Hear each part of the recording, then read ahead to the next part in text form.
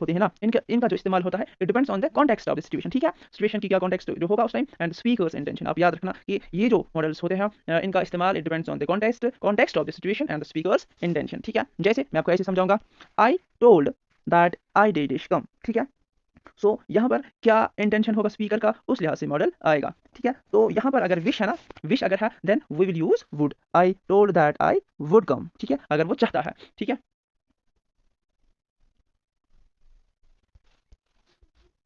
And Assalamu alaikum, dear students. Welcome back to the third English paper series, wherein we discussed the previous year English papers. And ये जो video है इस वाले में हम बात करेंगे आपकी लास्ट जो सीरीज़ है, दैट इज़ जेड सीरीज़। यहाँ पे आप देख रहे हो कि ये आपका जो है ना लास्ट वाला पेपर है 2023 का। ठीक है, दैट मीन्स कि ये आपका X Y and Z series complete आज हो जाएगी। This will be the last video of your previous year questions in English. ठीक है, और इसके बाद हम साइंस या जो भी मुझे फिजिबल लगेगा वो वाली सीरीज उठाएंगे। ठीक है, so this will be your last series, last video of the English series. इसको आप अच्छे से देखना, और अगर आपने पिछली दो वीडियोस नहीं देखे जहां पर मैंने एक्स और वाई सीरीज को आपके सामने इलाबरेट किया था, तो वो भी आप देखना। ठीक है, तो लेट्स स्टार्ट। फिर भी मैं आपको आज बोलूँगा कि देखो, आपका जो मैक्सिमम मार्क्स होता है इसमें जो मैक्सिमम मार्क्स जो पोर्शन होता है वो 80 होता है। ठीक है, and you have the time 3 hours। Starting with the section A V have the reading comprehension. जैसे हमने पढ़ा, जैसे हमने देखा, रीडिंग कॉम्प्रहेंशन होता है। इसमें हमारे पास 3 क्वेश्चंस होते हैं with 5 marks each। That means reading comprehension में हमारे पास 15 मार्क्स होते हैं। ठीक है, starting with the first poem, that is the starting with the first part, that is the read the extract from the poem and answer the following। ठीक है, answer the questions that follow. तो ये वाले questions हमने पिछले series में किए थे, जहां पर हमारी जो पोएम्स थी उनमें से एक्सट्रैक्ट किया था कुछ पार्ट, एंड उस पार्ट से हमें क्वेश्चंस को आंसर करना था। ठीक है, so this was the first question. आपको कैसे करना है पिछले वीडियोस में आप देखो, फिर भी मैं आपको बताऊंगा कि मैंने वहां पे आपको बोला था कि पहले हमें ये एक्सट्रैक्ट पढ़ना है सारा, देन यहाँ पर आपको इसके क्वेश्चंस दिए गए हैं और ये वाले क्वेश्चंस आपको करने हैं। ठीक है, हर एक क्वेश्चन को एक एक मार्क्स आपको दिए जाएंगे। दैट मीन्स आपको ये जो पहला क्वेश्चन है इसमें 5 मार्क्स आएंगे इजी से। ठीक है, then we will move on to the next question, that is the question number 2। ऐसा ही क्वेश्चन है, रीड द फॉलोइंग पैसेज, लेकिन वहां पर आपको इस बार अनसीन पैसेज आएगी। ठीक है, अनसीन पैसेज एक आएगी और आपको उसमें क्या करना है, वहां पर ऐसे क्वेश्चंस दिए जाएंगे एंड आपको उनके आंसर्स लिखने हैं। दैट मीन्स पिछले वाले 5, ये वाले 5 हो गए 10 पैसेजेस के। ठीक है, and this is the last passage जो आपको दी गई है। ठीक है, तो क्या है, read the following passage and answer that follow. हमारे जो पिछले वीडियोस थे उनमें से मैंने पहला क्वेश्चन किया था एंड दूसरा क्वेश्चन किया था, लेकिन इसमें हम ये वाला करने की कोशिश करेंगे। ठीक है, सो let us do it very quickly. Crops, plants and animals created for human consumption using latest molecular biology techniques can be generally be termed as genetically modified foods or genetically modified organisms. It has been possible to infuse the desired genetic traits such as disease and or pest resistance and cold drought tolerance into important crops to get better yield and nutritional content। ठीक है, ये भी पढ़ेंगे हम, फिर इसका answer देंगे। Similarly genetically modified technology is employed on farm animals to improve milk yield and meat quantity. Traditionally, the enhancement of the desired trait has been undertaken through breeding of plants and animals. The potential benefit arising from the use of genetically modified technology in agriculture is increased food production, ensuring food security for the abandoning millions. So what is the first question? What does GMO mean? Genetically modified organisms. So हमने पढ़ा था यहाँ पर genetically modified organism, ये आपका पहला वाला answer. Then what will be the second part? The second question is, why is GM technology employed on farm animals? So what will be the answer? The answer will be this. GM technology is employed on farm animals to improve milk yield in the meat quality. So this will be your second answer and 1 marks. What will be the third question? Third question is, the potential benefit that arises from the use of GM technology in agriculture is dash food production. अभी हमने पढ़ा था, ठीक है. तो इसका क्या answer आएगा? Increased food production. इजी, ये बहुत ही इजी है, आपको बहुत ही ध्यान से करने हैं, ठीक है. And third and the fourth one is, GM plants cannot resist the disease caused by viruses fungi. तो ये वाला फॉल्स है, बिकॉज GM प्लांट्स रेजिस्ट करते हैं, ठीक है. अभी हमने ये पढ़ा था. Give the suitable title. आप क्या सुइटेबल टाइटल दे सकते हो? आप ऐसे दे सकते हो, जेनेटिकली मॉडिफाइड ऑर्गेनिजम्स, ठीक है, या जेनेटिक इंजीनियरिंग भी आप दे सकते हो. This will complete our section first. And यहाँ पर हमारे पास 3 क्वेश्चंस थे एंड हर किसी के 5 मार्क्स है. That means we have completed 15 marks.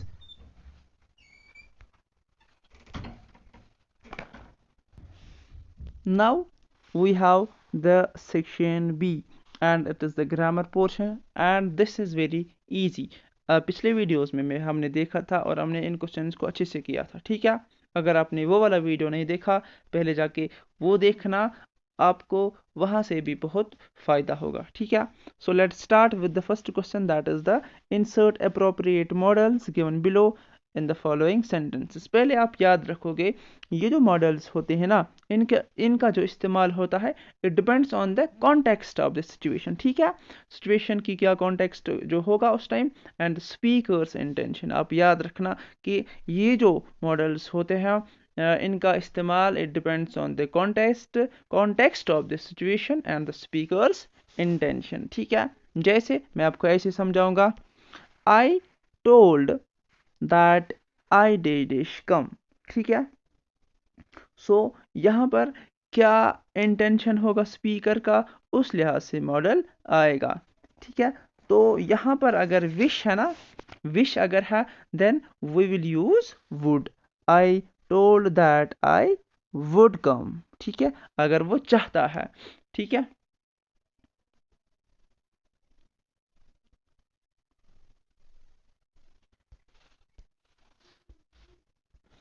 And the second part is I did lift the books, ठीक है. अगर यहां पर मैं आपको बताऊंगा कि ये जो केन है ना, केन इसमें आएगा, क्यों आएगा? आई लिफ्ट द बुक्स, ये यहां पर अपनी एबिलिटी दिखाता है ना. तो जब भी आपको एबिलिटी दिखानी होगी तो आप कौन सा ये इस्तेमाल करोगे, कौन सा मॉडल इस्तेमाल करोगे? आप हमेशा केन इस्तेमाल करोगे, ठीक है. सो पहले का क्या आएगा? पहले का वुड आएगा एंड सेकंड का केन आएगा. आपको याद रखना है कि these models depend on the context of the situation and speaker's intention. So this will cover up our fourth question. Now we will move on to the fifth question, that is the insert suitable articles in the blank. अब आपको यहाँ पर articles यहाँ पर blank में fill करने हैं. क्या क्या क्वेश्चन है? He is dash boy who beat my son. तो यहाँ पर द आएगा, बिकॉज डेफिनेट आर्टिकल यहाँ पर आएगा, ठीक है. क्यों डेफिनेट आर्टिकल आएगा? क्योंकि यहाँ पर ये जो है ना, ये जो द होता है, it is used before noun to indicate that the identity of the noun is known to reader, ठीक है. फिर से मैं आपको एक बार बताऊंगा कि ये जो डेफिनेट आर्टिकल होता है where it's used before noun, ठीक है, it's used before noun. Why? To indicate that the identity of the noun is known to the reader. यहां पर इसको पता है ना रीडर को कि किसने मारा, ठीक है, तो इसलिए द आ जाएगा। Now this I dash got idea, ठीक है, तो यहां पर एन आएगा। क्यों एन आएगा? सिंपल वॉवेल है तो एन आ जाएगा, ठीक है।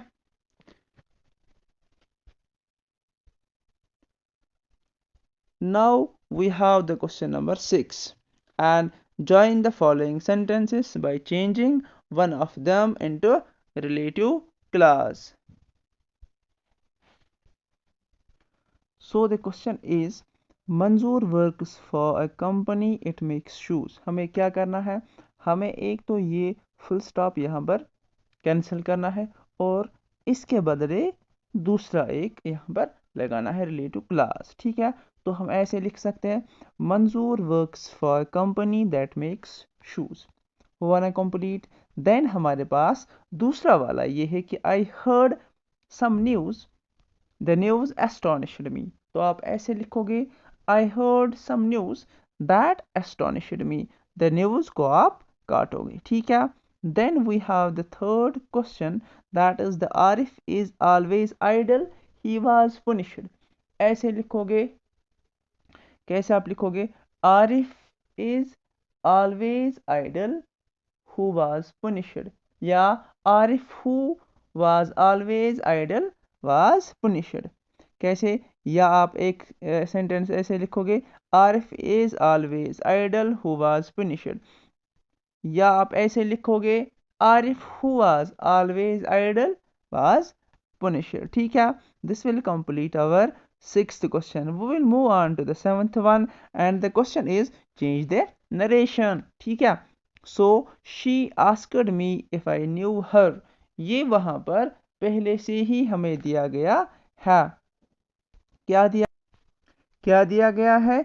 इनडायरेक्ट स्पीच और रिपोर्टेड स्पीच, वहीं से हमें दिया गया है रिपोर्टेड स्पीच और इनडायरेक्ट स्पीच। तो इसे हमें चेंज करना है into the direct speech. So let us do it.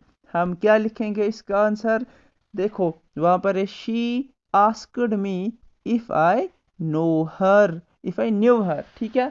तो आपका आंसर ऐसे आ जाएगा शी आस्क्ड मी, कामा फिर क्या आएगा? इन्वर्टेड कामास, डू यू नो हर। यहां पर क्या आएगा? शी आस्क्ड मी के बदले आ जाएगा she asked me,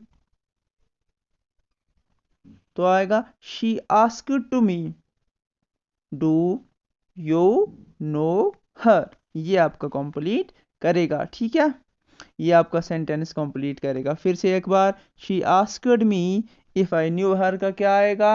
she asked to me, फिर इन्वर्टेड कामाज में डू यू नो हर, हो जाएगा complete. Then the teacher said the sun is a star, ठीक है। तो यूनिवर्सल ट्रूथ है, तो क्या लिखोगे? The teacher said that the sun is a star, हो गया ये वाला।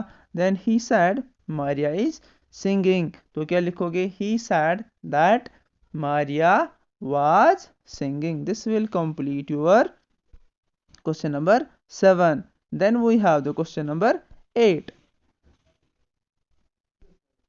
ये जो क्वेश्चन नंबर 8 है ये हमने पिछले 2 वीडियोस में किया है, जो हमने एक्स एंड वाई सीरीज की है, वहां पे आप देखना, ठीक है। So let's move on to the section number C, that is writing skills.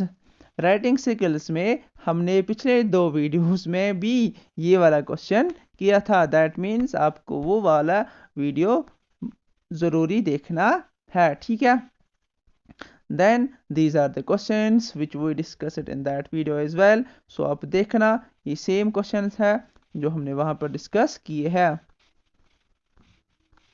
so we will move on to the last section, that is section C and that D, and this is the literature। literature में आपको क्या है? literature में आपको book से questions आएंगे, जैसे read the extract of the poem carefully and do any 3 of the following. आपको कितने करने हैं? आपको 3 क्वेश्चंस करने हैं, ठीक है। ये आपका प्रीवियस ईयर पेपर है और आपको क्या करना है, इनको सॉल्व करने की कोशिश करनी है। इनको ध्यान से देखना। और ये जो है ना, ये जो पेपर है, इनको हमने पिछले 2 वीडियोस में सॉल्व किया है। आई होप कि आपको वीडियो अच्छा लगा होगा एंड आपको इससे फ़ायदा मिलेगा, ठीक है। अगर अच्छा लगा तो अपने दोस्तों तक भी शेयर करना, ठीक है। Thank you very much for listening me peacefully. Thank you.